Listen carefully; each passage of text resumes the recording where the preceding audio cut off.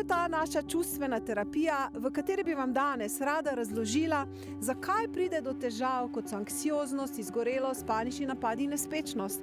In predvsem bi vam rada razložila, kako se tega tudi vi lahko trajno rešite.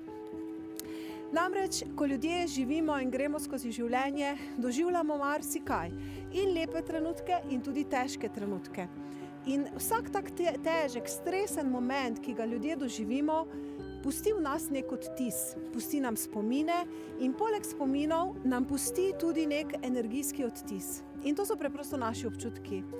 Zaradi situacij, ki so zelo stresne, kot recimo, da nekoga izgubimo, da imamo težave na poslu, da čutimo neko bližino smrti, za neke resne bolezni, da se ustrašimo za koga od svojih bližnjih, ali pa težko otroštvo, ali še kaj drugega, vse to pusti v nas neko izkušnjo te stresne situacije. In tako kot lepe situacije pustijo v nas občutke veselja, radosti, zmagoslavja, tako težke situacije v nas pustijo občutke strahu, nemoči, občutke groze morda, žalosti, razočaranja in prizadetosti.